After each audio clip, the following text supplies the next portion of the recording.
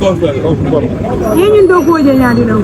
Da la do ko daga appreciate la momo ko ban daga appreciate because biri do ko sta ngam no folo tek jawlo min sudo 3 o'clock moto e silo bula nan jam ay silo bula nan janna na raja wonde ko da bunda nga do ko ja apporta 5000 moto ya busana ne biri jal ñun be mu sedo da ñun kapindal ya no gold da frot la I meant it just too much. I knew Kuang Bemboy.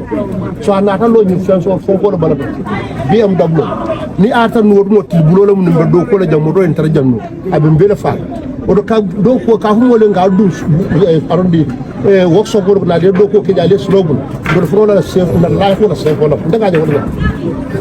A safe Allah Bagaso Jurma Monoco. Among correctly farming and the Chilan, the phone come better come in the Barabuzo. I give up on Prococatar loading than that. Near even some of previous problem one. Slow more, slow be occupied. Correct. Number correct. If I want to address it, you mention advice of Massa. I don't know. Nimansa called more less slow bula. But for a life, they are more mentioning a bula. Then I saw 100%. Kayoka Silo Bula Silo for more than life way safe, more less than more big. And then I'll accept. Okay. No, it's okay. We are a regular. Anong guru sunan defal ni defal lool su buga gene yoon sa digi boba bi sax da ko gene te good faith mero ma ci ben bor los man fi about 17 good years ma nge jaay fi ken musuma wane pousal onay ma def ni man mako fa def damay wax ni gi yalla tax ken musuma di stop muy police muy para muy immigration ken musuma di stop fi so time jote ñu ne we have to go this is it. I'm going with a good faith. I'm telling them Allah bless them to live long life and happiness. Lan nga mëna wax ñi nga xamantene ñoo sa mbokk jaaykat yi wax ne li la fay yaax. Ko ci jaay ci buñ na la gënal waaw so mu ne jaay sa kër so mu da jaay sa kër lay def wa kenn du xéto nguur so ma ngi was ma jaaykat yeb ne nañ def with a good faith amut mer. Wow. Léegi yow soo jógee fii tey fan ngay dem. Ma jógee ko fii maa ngi was ma kiraan maa ngi tugas ma kër seego na suma wasak foofu la ma fekka la gars yi ñëw bos time set dal foofu lañ ko dee defee after waloo dan nañ ko bàyyi si loxo yàlla kese ak yéen tamit yal na la yàlla jàppale yal nañ am bu rafet si barke Seydina Muhammad sallallahu alayhi wa sallam jërëjëf waay ñu def ko state léegi marché bi fees tepp ak nit waaye ñu ne Jinne moo fa nekka kenn du fa dem di dëkka kenn du fa dem di jaay si mbéeda nag dëgg li rafetul nag Gambia passé nañ ay bitiki cantine ay marché Korget ay passé man suma yaay dem marché Korget suma papa dem marché Korget suma maam dem marché Korget ñaanuma yàlla suma doom dem marché Korget nañ leen change system of dëkk bi lii baax na waaye si yoon bi nag gis neen ñi nga xamante ne ñooy ñetti jigéen ñu ne ñoom nag si biir leen nekkoon over 7 years te dara jotul leen kon lu waral ñi nga xamante ne ñooy mbokki jigéen mi dugul si biir marché bi def neex leen di jaay si mbéeda bi moo ëpp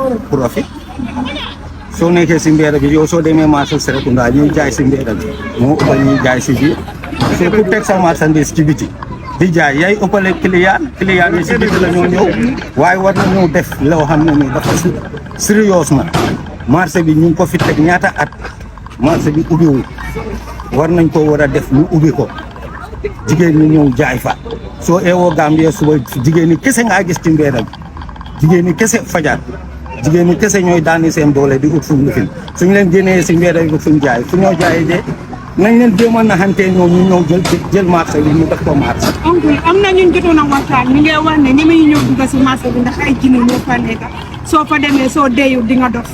marché bi nañ ko jël ñu ne dañ koo def state léegi tey nit ñi dëkk fa jinne bi dina génn waaye comme que dañ ko bëgg a def marché gars yi nanguwuñ pour jaay fa pour dem fa di jaay ndax jinne waa ngi fa waaye suñ ko partagé woon léegi kër kuñ fa may kër nga dem jël sampa dëkk ak sa njaboot lan la jinne bi di def dara waaye comme que nanguwuñ ñu faa dem marché bi dina fa nekk rek ñaata at la marché bi am. yaagan waaw marché bi nañ ko def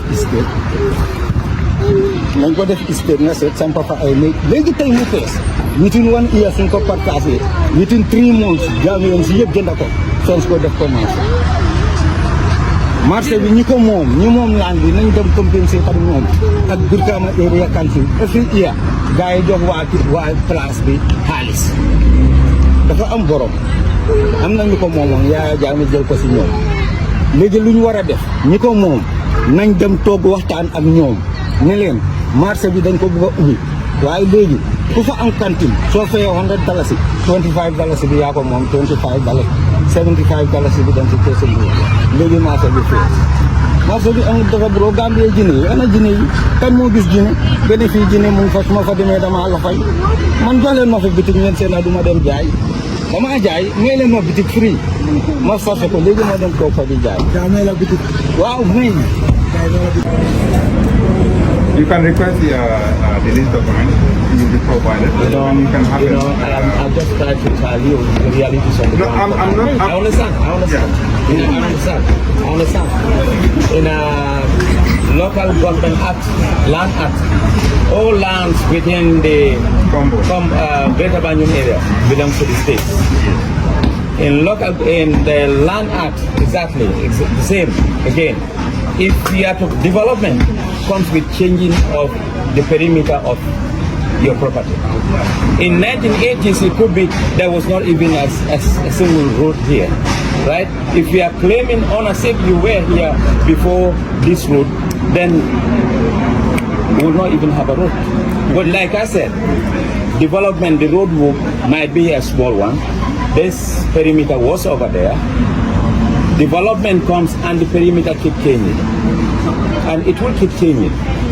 If a need arises to develop this road, this building will not be here. It will move somewhere else. And the same story that you will be telling me is that we were there before and we were moved. We are not looking at that story. No, I just want to help you. No, I do understand your point. But yeah, this property, before it was built, it has a development permit. Yes. The government gave them permit. Yes. And construct this building. Yes. So now, if you want to tell me that this building encroached. No, I did not say that. You did not hear that from me. I'm sorry, maybe I misspoke. You did not hear. Yeah. We are on camera. All what I am saying, these steps that you projected, yes. The building stopped there. Now the step is like that. We are talking about this. But this is part of the compound. This is what I'm trying to tell you. If it is a part of the compound, I have no agreement with the that. Government gave My agreement here now is the landowner is right. Now let's put it straight. The vehicle cannot park here. The landowner did not provide parking lots for its customers. If you're looking for a parking lot, he did not have. This is a road corridor. So where your vehicle is going to be parked is not my problem. My problem is it is on the road corridor and it has no space for parking here. Now the vehicle cannot park here because that's where we are now. You said everyone has in front of you whatsoever. If you are going to park, you cannot park like that. You are only entitled to park like that. I am saying. This is one part of my statement. Yes, I am saying that statement now. I'm talking. This is one part of my That statement that we are going now. We're not talking about the landowner now. We're talking about the parking lots. I am saying the compound owner did not provide any parking lots. The compound owner did not provide any parking lots for its customers. Now, here you are parking your vehicle over there. It needs to be moved out.